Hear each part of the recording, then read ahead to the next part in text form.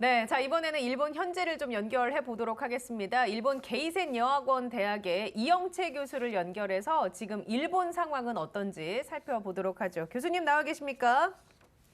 네, 안녕하세요. 네, 일본은 긴급사태 해제 후에 여러 분야에서 위드 코로나와 관련한 실험이 이어지고 있다라고 하는데 지금 그곳 상황은 어떻습니까? 네, 일본은 확실히 코로나 숫자는 공식적으로 줄었다고 발표가 되고 있고요. 어제 일본에서 약 200명대가 나왔습니다. 도쿄는 27명이고, 홋카이도가 조금 다시 한 40명 정도로 올라갔습니다. 그렇지만 거의 모든 일상 생활은 위드 코로나 시대로 들어간 것 같고, 즉, 마스크 착용은 하지만, 실질적으로 음식점이라든지 일반 식당 같은 경우도 대부분 다 일반 사람들이 코로나 이전 상태로 많이 회복된 것 같습니다. 저도 예. 대학에 있지만 지금 모든 수업을 다 대면 수업을 하고 있기 때문에 실질적으로 정신적으로 조금 긴장감은 많이 없어지고 조금 위드 코로나 시대라고 실감을 할 수 있을 것 같습니다. 그 마스크는 다 쓰고 다닙니까, 그러면? 네, 기본적으로 마스크라든지 일상적인 방역은 계속 그대로 하고 있고요. 예. 일본의 확진자가 최근에 믿을 수 없을 정도로 감소를 했습니다. 사망자도 현저히 줄었고, 감소한 원인을 정부나 전문가들은 어떻게 분석을 하고 있습니까? 네, 글쎄요. 실제 전문가들 자체도 급격하게 감소한 이유를 잘 모르겠다고 하는 게 중론이고요. 그렇지만 여러 가지 요인을 보면 일단 백신 접종이 75% 이상이 되고 있기 때문에 효과가 있는 것 같다. 그리고 일본의 델타 변이가 소멸된 거 아니냐라는 분석도 있고요. 또 일본의 원래 문화가 좀 거리를 두면서 청결 문화가 있기 때문에 이런 여러 가지 복합적인 요인이 작용하고 있다라고는 이야기하는 것 같습니다.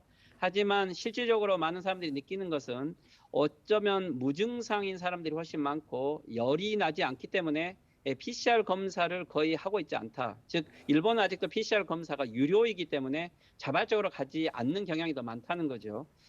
그렇지만 전문가들도 지금 이 현상은 일시적일 것이고, 12월경부터 다시 어떻게 보면 확진자들이 증가할 위험이 있다라고 이렇게 이야기를 하고 있습니다. 예, 그러면은 그 말씀해 주신 것과 관련해서 두 가지 제가 더 추가로 여쭤볼게요. 일단 첫 번째, 전문가들도 잘 모르겠지만 일단은 이렇게 확진자 수가 감소한 것에 대해서는 백신 접종률이 높고 델타 변이가 소멸된 것 아니냐 아니면 일본의 청결 문화 때문에 감소한 것 아니냐라는 분석을 내놨을 때 일반인들은 이를 그대로 믿습니까? 네, 실질적으로 공식적인 숫자가 줄어든 걸로 나오고 있기 때문에 시민들도 이것을 그대로 믿어야 될지는 모르겠지만 주변에 코로나 환자라고 하는 사람들이 실제로 예전보다는 많이 줄어들고 있는 것은 사실인 것 같습니다. 그리고 지금까지 너무 억제된 문화 속에서 위드 코너라는 기간도 짧을 거라고 생각을 하면서 그냥 일상적인 생활에 좀 복귀를 기대를 하고 있는 이런 심리들이 있는 것 같습니다. 예, 그럼 PCR 검사가 유료라고 하셨는데 우리나라 돈으로 하면 얼마를 내야 받을 수 있는 겁니까? 네, PCR 검사를 사전 예약을 하면 어떤 경우는 약 2만 원에서 3만 원 정도로 PCR 검사를 받은 것이 있고요. 일반 병원을 가게 되면 약 20만 원 이상을 지불을 해야만 PCR 검사를 받을 수 있습니다. 젊은 층 같은 경우는 이것도 큰 부담이 되기 때문에 예. 자기가 무증상이고 열이 나지 않으면 아예 검사를 받으려고는 생각하지 않죠. 음, 그러면 지금 코로나19 환자의 치료와 관리는 어떻게 지금 이루어지고 있습니까? 위중증 환자의 관리는 특히 어떤지 궁금하고요. 네, 일본도 어제 중증 환자가 70명대로 줄어들어서 중증 환자는 많이 줄어들고 있는 게 사실인 것 같은데, 일본이 원래 올해 3월부터 응급실에서 중증 환자의 기준을 바꿨습니다. 즉, 예를 들면 무조건 열이 난다고 해서 병원에 입원할 수 있는 게 아니고요. 즉, 예를 들면 경증과 위중 사이에 중증이라는 것을 설정을 해서 산소 포화가 예를 들면 93% 이하가 되어야만 병원에 입원할 수 있죠. 그렇다고 응급실에서 집중 치료를 받는다고 다들 또 중증 환자로 구별을 하고 있지 않기 때문에 실질적으로는 제도상으로 중증 환자들을 억제하고 있다고 봐야 되고요. 이전에 일본에서는 자택에 대기하라고 이러한 조치를 취했기 때문에 한때는 약 10만 명 정도가 자택 대기 상태에서 실제 치료를 받았다라고 이러한 경우도 있었습니다. 예. 일본이 12월부터 의료진부터 추가 접종, 그러니까 부스터샷을 맞게 되는데, 일본 국민들 백신 접종하는 데 있어서 협조적으로 나오고 있고, 이 부스터샷을 했을 때도 접종률이 높을 거라고 예상하십니까? 네, 초기에는 여러 가지 시스템이 안정화되지 않아서 또 불신도 있어서 백신 접종률이 많이 낮았는데 지금은 고령자를 중심으로 백신 접종률은 순조롭게 진행되고 있고요. 또 원래는 내년 3월 이후에 부스터샷이 되지 않을까라고 했는데 12월부터 좀 앞당겨지고 있어서 시민들은 물론 당혹스럽기는 하지만 아마 진행이 되면 협조는 할 것 같습니다. 그렇지만 지방별로 여러 시스템이 달라가지고 6개월 이내로 또는 8개월 이내로 어떤 기준으로 해야 되는지에 대해서는 조금 혼란이 있는 것 같습니다. 일단 의료진을 중심으로 12월부터 추가 접종이 시작되는 걸로 알고 있습니다. 우리나라는 그 애플리케이션을 이용해서 굉장히 편리하고 효율적으로 백신을 맞을 수 있게 시스템이 구축이 돼 있는데 일본 같은 경우는 백신 접종 예약 시스템이나 이런 게 잘 갖춰져 있습니까? 지금 현재? 일본도 인터넷에서 예약은 할 수 있지만 이것들이 조금 일관되어 있지는 않고요. 그리고 전화를 해야만 되는 상황은 좀 전화가 통화가 되지 않는 경우도 많이 있습니다. 대부분 집으로 오는 우편물을 중심으로 자기가 개별적으로 예약을 해서 하게 되죠. 대부분 대학생들이라든지 고령자를 중심으로 각자 예약을 해서 하고 있는 것 같습니다. 저도 2번 접종을 했지만 실질적으로 앱 자체가 자동으로 잘 기능은 하지 않았다고 기억을 하고 있습니다. 예. IT 시대인데도 우편물 중심으로 개별 예약을 해야 하는 시스템이군요. 백신에 대한 가짜 뉴스라든지 뭐 이런 거는 없습니까? 사회적으로?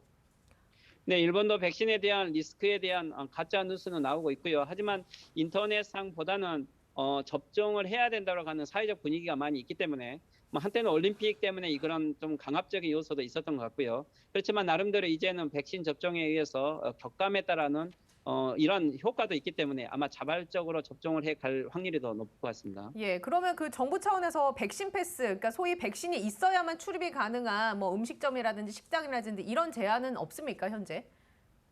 네, 아직 일본에서는 그런 백신 패스워드를 만들겠다고 하지만 일부 지방자치단체가 하고 있고 전국적으로 일관되어 있지는 않습니다. 특히 한국 같은 경우는 음식점 출입을 할 때 등록을 하고 또는 전화번호를 남기고 그렇지만 일본은 지금 현재 그러한 조치 없이 바로 받고 있고요. 최근에 음식점을 이용하더라도 백신을 맞았는지 안 맞았는지는 물어보지 않습니다. 그런가 하면은 지금 현재 비즈니스 목적이나 유학생 등 이런 분들과 관련된 규제가 일부 완화가 된 걸로 알려져 있는데 일반인들을 대상으로 한 관광 이런 거는 언제쯤 가능할 거라고 보시는지요? 네, 일본이 11월부터 조금 일본 입국에 대해서 제한을 완화를 했고요. 예. 유학생들 중에서도 일본의 정주 비자가 있는 사람 또는 외국 국적인 사람 중에서도 인도적인 목적에 대해서는 완화를 했죠. 그렇지만 이게 어떻게 보면은 비난이 있었고 또 일본의 경제 회복을 해야 된다는 목적에 의해서 조금 완화가 되는 것 같습니다. 하지만 일반 관광객을 받기는 좀 어려운 것 같고요. 예, 아마도 겨울에 다시 조금 확진자가 늘어날 것이고 일본의 관광 시즌은 내년 3월 즉 벚꽃 시즌이라고 보고 있기 때문에 만약에 가능한다면 내년 3월 이후가 되지 않을까 이렇게 예상들을 하고 있습니다. 자, 그러면은 만약에 지금은 이제 사망자나 확진자 수가 급격하게 줄었는데 혹시라도 다시 이게 급증을 하게 되거나 뭐 는다라고 하면 정부 차원에서는 뭐 이에 대한 대책이 마련이 돼 있는 게 있을까요?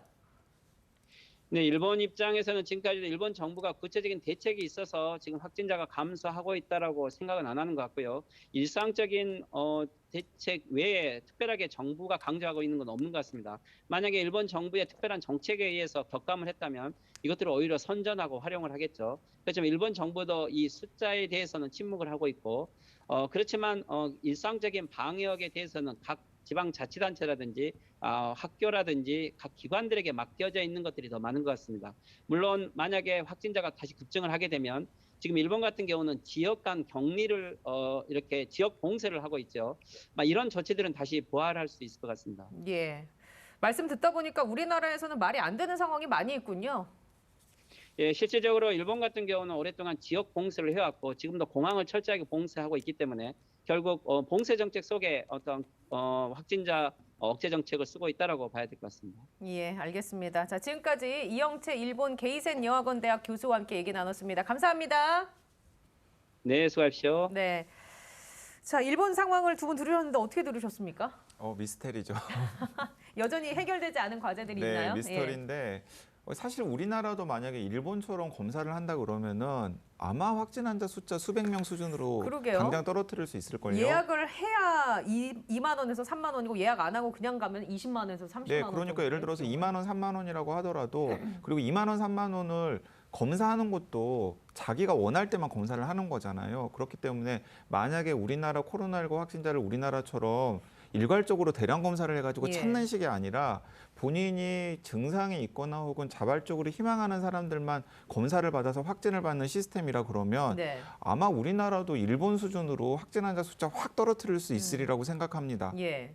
그 정부 차원에서도 뚜렷하고 이렇게 구체적으로 안을 제시하는 게 아니라 백신 패스 같은 경우만 해도 일부 지역에서만 적용이 되고 있고 앞으로 확진자가 늘어났을 때도 어떤 대책을 제시하는 것은 별로 이게 뭐랄까요 구체적인 내용이 없고 앱 같은 것도 굉장히 이게 이용성이 떨어지나 봅니다. 우편물 중심으로 예약이 이루어지고 있다라고 하니까 참 이게 같은 시대를 사는 다른 나라의 모습을 좀 체감할 수 있었는데 교수님은 어떻게 그 보셨습니까? 확진 환자 숫자보다도 사실은 교수님께 넘기기 전에 하나만 덧붙이면 더 미스터리한 건 위중증 환자 숫자가 70명 수준이라는 거예요. 예. 그러니까 이것은 뭐 어떻게 몇만 명씩 나오던 나라가 네, 그러니까 어떻게 해석할 수 있냐면 80대, 90대 어르신들 중에서 사실은 코로나 환자임에도 불구하고 체크가 되지 않고 그냥 노환으로 사망하거나 혹은 다른 질환으로 사망하는 것으로 카운트가 될 가능성도 우리는 배제할 수는 없다라는 생각도 듭니다. 네, 왜냐하면 좀 이해가 예. 안 되는 상황이거든요. 이제 일본 전문가들도 원인을 모른다 그러면서 몇 가지 이제 추론을 했지 않습니까? 예방 거기에 보면 접종률 75%. 예, 그러는데 이게 이제 저는 거의 제가 동의를 안 하거든요. 왜 동의를 안 하느냐 하면은 다른 나라들은 그러면 접종률이 75%가 안 돼서 유행을 하느냐 하면 그게 아니잖아요. 그러니까 예. 다른 나라들은 75%가 넘는 나라들도 있는데 막 유행을 하고 하기 때문에 이것도 안 맞다고 볼 수 있고요. 또 하나는 델타 변이가 일본에서 어떤 이유로 소멸한 게 아니냐라고 생각하는데 그러면 다른 나라는 그러면은 창궐하는데 일본에서 소멸한다. 이것도 안 맞거든요. 또 하나는 뭐 위생관념이 뭐 이런 얘기 하잖아요. 그죠? 일본 분들이 그런 전문가들이 그런 얘기 한다 그러잖아요. 그러면은 뭐 이제 선진국이면 선진국일수록 위생관념이 좀 더 철저합니다. 예. 이것도 좀 잘 안 맞는 측면이 처음부터 있고요. 퍼지지를 말았어야죠. 만약에 그게 원인이라면. 그렇기 때문에 이게 이제 안 맞는 측면이 있습니다. 그래서 이제 제가 생각하는 거는 뭐냐면은 기본적으로 검사 건수가 적으면은 확진자가 잘 안 되고요. 또 일본 같은 경우는 우리와 달라서 다소 역학조사 같은 게 우리보다 훨씬 잘 안 되고 있습니다. 거기에다가 일본은 초고령 사회인데다가 우리처럼 우리도 이제는 많이 핵가족 문화가 됐습니다만은 일본은 노인들끼리 사는 그런 데도 굉장히 많아요. 이제 우리하고 또 다소 조금 다릅니다. 그렇기 때문에 이제 강 기자님 지적하신 것처럼 노인, 아주 초고령 노인이 예. 감염되어서 마치 자연사나 다른 중증으로 합병증으로 사망하는 것처럼 이제 보이는 이런 것들도 있는 거죠. 그러는데 이제 제가 생각할 때는 지금 젊은 층에서 광범위한 그런 조용한 전파가 일어나서 한꺼번에 이게 폭발하듯이 이제 터질 가능성이 있습니다. 예. 버블이 잔뜩 끼었다가 폭발할 수가 있는 거죠. 그러니까 일본이 아마 이런 상황을 대비해야 되지 않을까 하는 생각이 저는 오히려 들어서 향후에는 상당히 어려워질 가능성이 있다. 이렇게 조심스럽게 점치고 있습니다. 그 폭발하는 것도 검사를 많이 받아야 그게 집계가 될 텐데 이런 식으로라면 그거조차도 감지가 안 되지 않을까 싶어서. 이제 그거는 있는데요. 예. 왜냐하면은 위중증 사망으로 빠지지 않으면 폭발적이든지 폭발적이지 않든지 알아차리기가 어렵지 않습니까? 그러는데 이제 젊은 분들이 중심으로 해서 광범위하게 확산이 되어서 젊은 분들 중에서도 위중증자가 나올 수가 있겠죠. 이제 기저질환을 가진 분들이. 그런 다음에 고령층에게 전파가 될 경우에 고령층에게서 한꺼번에 많이 쏟아질 수 있다는 거예요, 이게. 그렇기 때문에 그렇게 되면은 바로 이제 의료 체계에 부담을 주는 형태로 순식간에 나타날 수 있다는 거죠. 예. 그래서 이런 상황이 도래할 가능성도 있다. 이 말씀 제가 드립니다. 일본도 TBS 방송국이 있잖아요. 그 나라는 우리나라 지금 하고 있는 저희 TBS 코로나 특보 같은 프로그램이 없나 봅니다. 예, 두 분이 너무 반응을 안 해주시네요. 민망하게. 자. 이 얘기를 좀 같이 엮어서 해보도록 하죠. 지난주에 전 세계 신규 확진자의 64%가 유럽에서 나왔습니다. 이렇게 재확산이 급증하면서 다시 방역을 강화하는 나라들이 늘어가고 있는데 보면은 이렇습니다. 재확산을 막기 위해서 두 가지의 힘을 쏟고 있는 모양새입니다. 하나는 백신 접종률을 높이는 것, 그리고 또 다른 하나는 백신 패스를 강화하는 것. 실제로 유럽 국가에서 백신 패스 강화에 나선 나라들이 많이 눈에 띄어요, 요새. 네, 그렇습니다. 예. 우리나라로서는 좀 상상할 수 없을 정도의 강도 높은 백신 패스 정책을 굉장히 많이 펴고 있는데요. 예를 들어서 오스트리아 같은 경우는 백신 미접종자의 외출을 제한을 했고요. 네. 그리고 벌금 196만 원을 물리는 조치를 시행을 했습니다. 그러니까 사실상 백신을 접종하지 않은 시민들은 예. 가능하면 집에 있어라라고 이제 정부가 거의 반강제로 지금 어쨌든 간에 규율을 하고 있는 거죠. 그리고 독일 같은 경우에도 우리나라로서는 좀 상상할 수가 없는 조치를 예. 시행하려고 지금 검토 중인데 백신 접종자만 대중교통을 탑승할 수 있도록. 그러니까 이제 독일 같은 경우에는 대중교통 비중이 굉장히 높고 또 잘 되어 있기 때문에 백신 안 맞은 분들은 백신 안 맞은 분들은 돌아다니지 거죠. 말라라는 예. 이야기가 되는 거거든요. 거기에다가 이제 아일랜드나 이탈리아, 뭐 리트비아 같은 경우에도 아일랜드나 이탈리아 같은 경우는 뭐 식당이라던가 영화관이라던가 공연장 예. 같은 걸 이용할 때 백신 패스를 이제 활용하는 걸 적극적으로 검토하거나 시행을 하고 있고요. 라트비아 같은 경우에는 코로나 백신을 접종하지 않은 분들에 대해서는 회사에서 해고를 해도 부당해고가 아닌 것으로 간주하겠다라고 또 선언을 했습니다. 야, 이거 또 굉장히 세네요. 네. 우리나라에서 이 정도의 또 조치가 나온다면 사회적으로 갈등이 야기될 만한. 그러니까 방금 얘기한 예. 모든 조치들 중에 예를 들어서 우리나라는 식당, 카페 출입도 막지 못하고 있잖아요.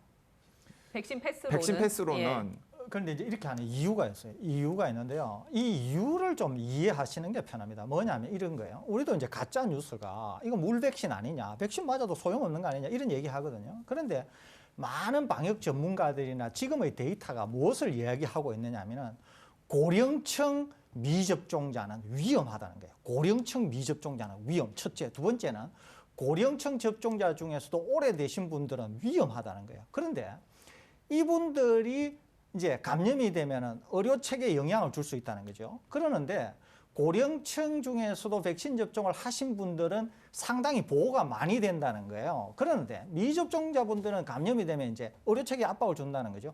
그렇기 때문에 미접종자들에 대해서 백신 패스라든지 백신 접종이라든지 예. 이런 것을 강요하고 있다. 유럽은 일부 예. 국가들은 이렇게 이해하시는 게 알겠습니다. 좋겠습니다. 자, 일본은 말 그대로 위드 코로나 어떤 뚜렷한 대책이나 구체적인 방향이 없이 위드 코로나를 하고 있는 것 같고 또 반면에 독일, 아일랜드, 이탈리아, 라트비아를 비롯해서 유럽 나라들은 굉장히 강력한 백신 정책을 쓰고 있는데 이곳에 거주하고 계신 분들도 저희에게 좀 연락을 주시면 저희가 곳곳 세계 곳곳을 연결해서 좀 자세하게 현지 상황을 들어보도록 하겠습니다.